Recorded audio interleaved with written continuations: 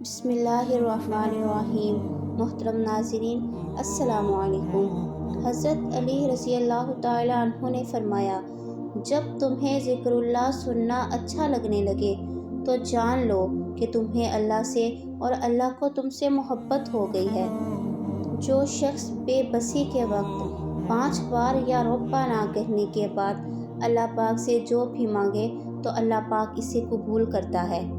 درود پاک اتنی تیزی سے انسان کے گناہوں کو مٹاتا ہے کہ اتنی تیزی سے پانی بھی آگ کو نہیں بجھاتا۔ جب تو کسی پر احسان کرے تو اس کو چھپا کے رکھ، اور جب تیرے ساتھ کوئی احسان کرے تو اس کو ظاہر کر۔ ناممکن بھی ممکن ہو جاتا ہے جب کوئی ہاتھ اٹھا کر اللہ تعالیٰ سے مانگتا ہے۔ سچا سچائی کے اس مرتبے تک پہنچ جاتا ہے جسے جھوٹا مکر و فریب سے نہیں پہنچ پاتا۔ جو انسان یہ سمجھتا ہے کہ اللہ جو کرتا ہے ہمارے لیے بہتر ہوتا ہے، وہ کمال کا ایمان رکھتا ہے۔ جو شخص اپنی باتوں میں شرم و حیا ساتھ رکھتا ہے، وہ اپنے کاموں میں بھی اس سے دور نہیں ہوتا۔ دوسروں کے حال پر غور کرنے سے نصیحت حاصل ہوتی ہے۔ جو شخص اپنی قدر خود نہیں کرتا، کوئی دوسرا شخص بھی اس کی قدر نہیں پہچانتا۔ ناہنجار لوگوں سے حاجت طلب کرنے سے حاجت کا پورا نہ ہونا بہتر ہے۔ بری عادت ایک زور آور دشمن ہے اور خواہش پرستی ہلاک کر دینے والا ساتھی۔ دنیا میں سب سے کم سچائی اور ایمانت ہے اور سب سے زیادہ جھوٹ اور خیانت ہے۔ فاسق کی برائی کرنا غیبت نہیں۔ بوڑھے کی رائے جوان کی قوت اور زور سے اچھی ہے۔ جھگڑے میں کودنا انتہائی آسان ہے، لیکن اس سے نکلنا انتہائی مشکل۔ جو اپنی ضرورتیں بڑھا لیتا ہے، اسے اکثر محرومی کا غم رہتا ہے۔ عالم وہی ہے جس کا اپنے علم پر عمل ہے۔ سب سے بہتر لقمہ وہ ہے جسے اپنی محنت سے حاصل کیا جائے۔ سب سے بڑی خیانت قوم سے غداری ہے۔ مصیبت میں گھبرانا کمال درجہ کی مصیبت ہے۔ مصیبتوں کا مقابلہ صبر سے اور نعمتوں کی حفاظت شکر سے کرو۔ ساری دنیا کے سارے لوگ تجھے اپنے فائدے کے لیے چاہتے ہیں، صرف تیرا اللہ ہی تجھے تیرے فائدے کے لیے چاہتا ہے۔ آنسو کا ہر قطرہ دنیا کی ہر چیز سے زیادہ مہنگا ہے، لیکن کوئی اس کی قیمت اس وقت تک نہیں جان سکتا جب تک وہ اس کی اپنی آنکھ سے نہ نکلے۔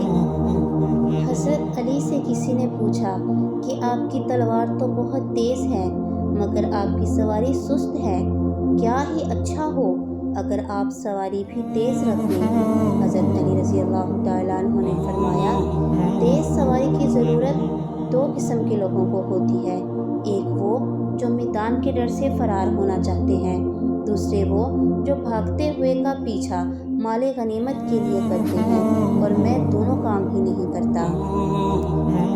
جس سے زیادہ محبت ہو، اس سے اتنی نفرت بھی ہو سکتی ہے، کیونکہ خوبصورت شیشہ جب ٹوٹتا ہے تو خطرناک ہتھیار بن جاتا ہے۔ ہمیشہ اپنی چھوٹی چھوٹی غلطیوں سے بچنے کی کوشش کرو، کیونکہ انسان پہاڑوں سے نہیں پتھروں سے ٹھوکر کھاتا ہے۔ جس نے تمہارے ساتھ برائی کی ہو، اس کے ساتھ احسان کر کے اسے بدلہ دے دو، کیونکہ احسان بد زبانوں کی زبان بند کرتا ہے۔ لفظ انسان کے غلام ہوتے ہیں، مگر صرف بولنے سے پہلے تک، بولنے کے بعد انسان اپنے الفاظ کا غلام بن جاتا ہے۔ زندگی کے 3 اصول بنا لو، اس سے ضرور معافی مانگو جسے تم چاہتے ہو، اسے کبھی مت چھوڑو جو تمہیں چاہتا ہے، اسے کبھی کچھ نہ چھپاؤ جو تم پر اعتبار کرتا ہے۔ زندگی میں ہمیشہ اپنے چاہنے والوں کو اپنی کمی محسوس کراؤ، مگر یہ دوری اتنی لمبی نہ کرو کہ کوئی آپ کے بغیر جینا سیکھ لے۔ دوست کے ساتھ اس نمک کی طرح رہو جو کھانے میں دکھائی نہیں دیتا، لیکن اگر نہ ہو تو اس کی کمی بہت محسوس ہوتی ہے۔ جہاں آپ کی عزت نہ ہو وہاں مت جاؤ، چاہے وہاں کھانا سونے کی پلیٹ میں اور چاندی کے چمچ میں ہی کیوں نہ دیا جائے۔ رزق کے پیچھے اپنا ایمان خراب مت کرو، کیونکہ رزق انسان کو ایسے تلاش کرتا ہے جیسے مرنے والے کو موت۔ اگر انسان کو تکبر کے بارے میں اللہ کی ناراضگی اور سزا کا علم ہو جائے تو بندہ صرف فقیروں اور غریبوں سے ملے اور مٹی پر بیٹھا کرے۔ 3 رشتے بے نقاب ہو جاتے ہیں: بڑھاپے میں اولاد، مصیبت میں دوست اور غربت میں بیوی۔ کبھی کسی کے سامنے اپنی صفائی پیش نہ کرو، کیونکہ جسے تم پر یقین ہے اسے ضرورت نہیں، اور جسے تم پر یقین نہیں وہ مانے گا نہیں۔ دل میں برائی رکھنے سے بہتر ہے ناراضگی ظاہر کر دو۔ دوست کی غلطی ریت پر لکھو تاکہ پانی اسے مٹا دے، اور دوست کے احسان پتھر پر لکھو تاکہ کوئی اسے مٹا نہ سکے۔ دوستی کرنا اتنا آسان ہے جیسے مٹی سے مٹی لکھنا، اور دوستی نبھانا اتنا مشکل ہے جیسے پانی سے پانی لکھنا۔ اگر کوئی شخص اپنی بھوک مٹانے کے لیے روٹی چوری کرے تو چور کے ہاتھ کاٹنے کی بجائے بادشاہ کے ہاتھ کاٹے جائیں۔